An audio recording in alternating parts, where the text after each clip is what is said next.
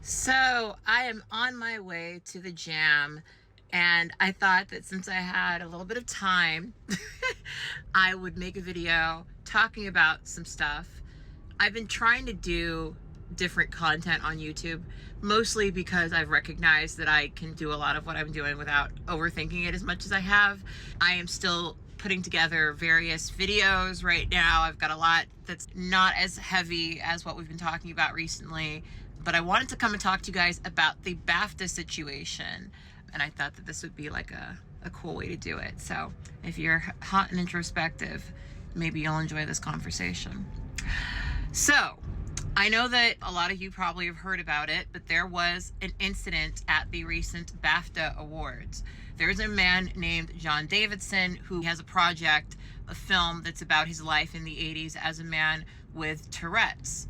And unfortunately, one of the things that happens with Tourette's is Tourette's often causes you to have tics that are very painful. Tourette's is a neurological disorder, right?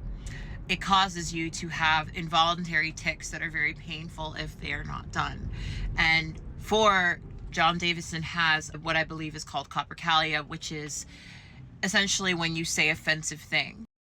And throughout the evening, John Davidson had been throwing slurs, and at one point, the slur was captured on the BAFTA Awards.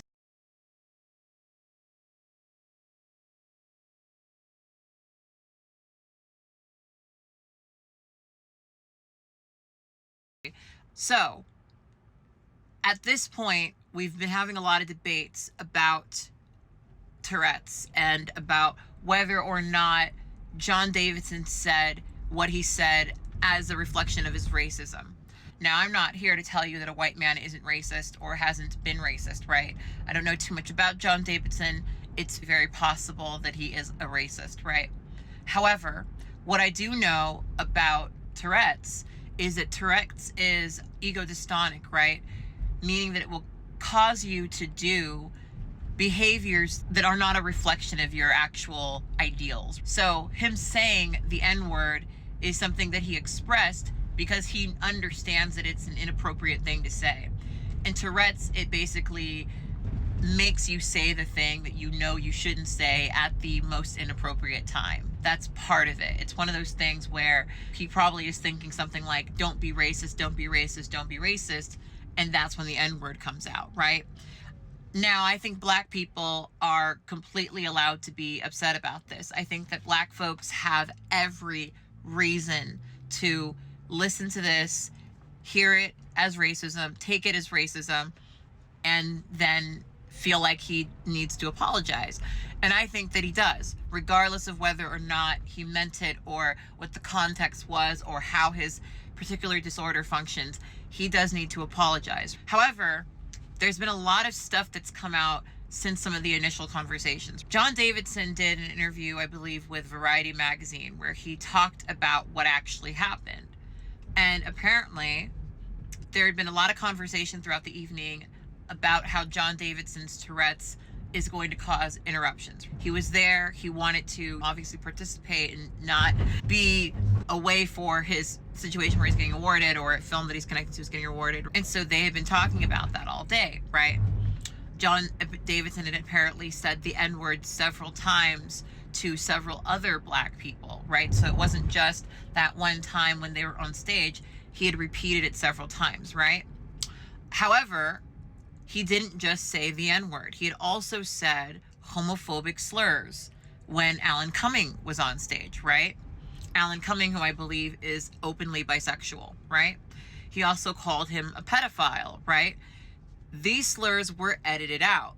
These slurs did not appear at all in the final taping. And that wasn't the only thing that was edited out. There was also an actor who called for a free Palestine, and they decided to edit that out as well. Another thing that came out is John Davidson was not sitting as close as the audio may have led you to believe. I thought from what I saw and heard that John Davidson was like maybe 5 or so seats back.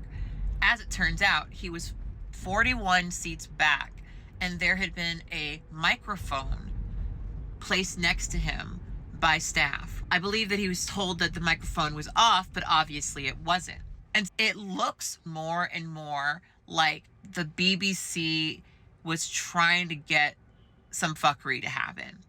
And what I think is so troubling about the way that this discourse has gone is that there are so many people who have decided to say Tourette syndrome is something that should cause someone to stay home, right? People are essentially calling for people who have disabilities to not go out if their disability inconveniences another person. Now, I understand why people don't want to have slurs thrown at them, right? However, there's a lot of misunderstanding about how Tourette's works, and people did not understand that when you make the argument that people who have certain disorders shouldn't be going out in public, they're citing a past that has existed in this country. Ugly laws used to exist that made it illegal for people with disabilities to be out and about and in public. They essentially had to live in a way where they were not being seen, which is terrible, absolutely terrible.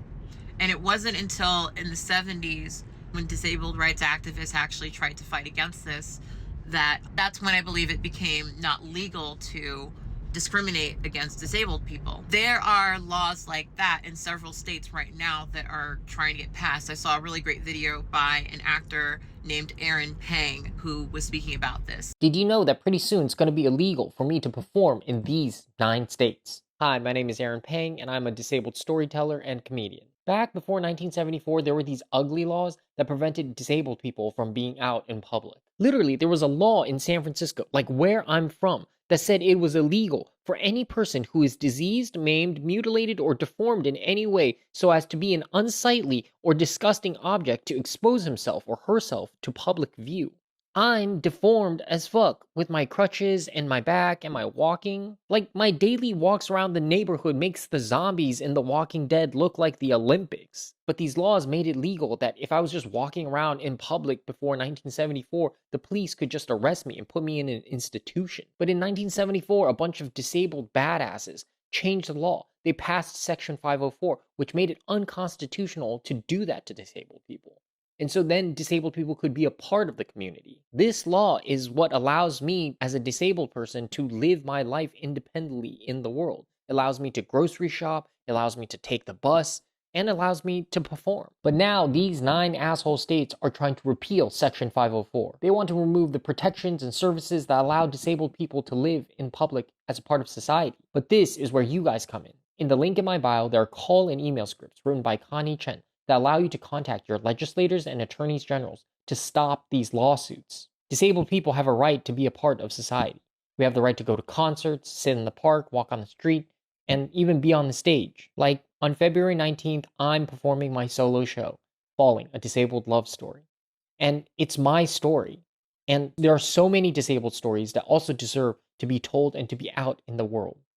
So, contact your legislators, contact your attorneys generals, and if you want, come to the show. This is something that is a real thing that is currently happening and is a big risk right now.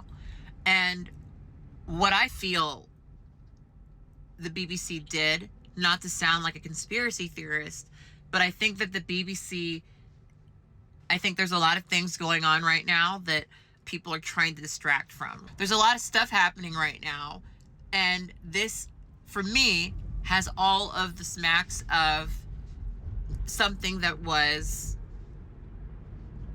orchestrated for a distraction. And in this situation, you've got disabled folks being pitted against Black folks, right? And you've got people on both ends saying terrible things. Someone said that if I think an actor had said that if he'd been on stage when that had happened, he would have jumped up and been physically violent towards him for it. Now, again, Black folks just have a reason to be upset about it, but it's an involuntary thing that he's doing because he has a neurological disorder. He can't control it. And it was really frustrating to me that so many people didn't want to understand that.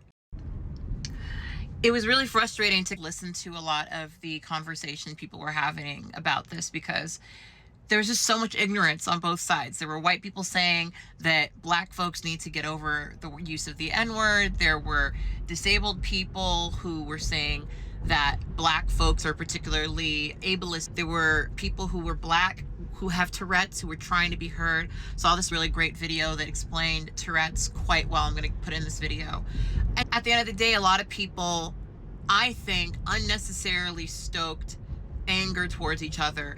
And once you understand that they edited out Free Palestine, they edited out the homophobic slurs, and they edited out the pedophile thing, right? Like you get a sense of the fact that they know who not to upset. And that when they were calculating who they could upset, they said, we're not going to piss off Israel. We're not going to piss off Israel. They also said, oh, we're especially not going to piss off the gay community. But black people, however, they can take it. They can take it. And that is, for me, the big issue here. That when they were calculating this, when they were trying to figure out how to spin this, they figured out that black folks could take it. That black folks would be okay having the N-word on air. And what's crazy is when you know that they can edit stuff out, that they could have edited out all of it. And Michael B. Jordan and Jordan and Lindo are very professional, right? Like they heard it, had a reaction, but carried on, right? They could have easily edited around it, but they didn't. They kept it in. And I think they did it for clicks. And I think that there are people that for sure did it for division. It is very suspicious that he was sitting way back there, but a mic was placed near him during a time when he wasn't speaking, right? During a time when there was really no reason for there to be a mic there. I think the person to be angry at here is definitely the BBC. I think that not enough people are angry at the BBC. I think that not enough people are recognizing like how fucked this really was, right? There was a BAFTA panelist who decided to leave BAFTA over. This was something that really should not have happened and was really poorly mishandled. So I'm very curious to know what you guys have to say about this. Give me your thoughts in the comment box below. I would love to hear your various feelings about all of the nuances here. I think it's terrible that the black community and the disabled community were both thrown under the bus here. And I really do hope that they do better. But this is a great example of why I don't watch award shows of any sort, right? I'm so disconnected from all this shit, you guys, because I hate it. I don't care about these fucking celebrities. I love the art. I love the creation. I love Sinners, right? I loved it all, right? But yeah, stuff like this doesn't need to happen, but it happens because people want to make money. And so even though it shouldn't have gone that way, it's all fucked. So anyway, let me know what you have to say. I want you guys to stay hot and introspective, and always remember and never forget that you are beautiful and you are loved. Bye.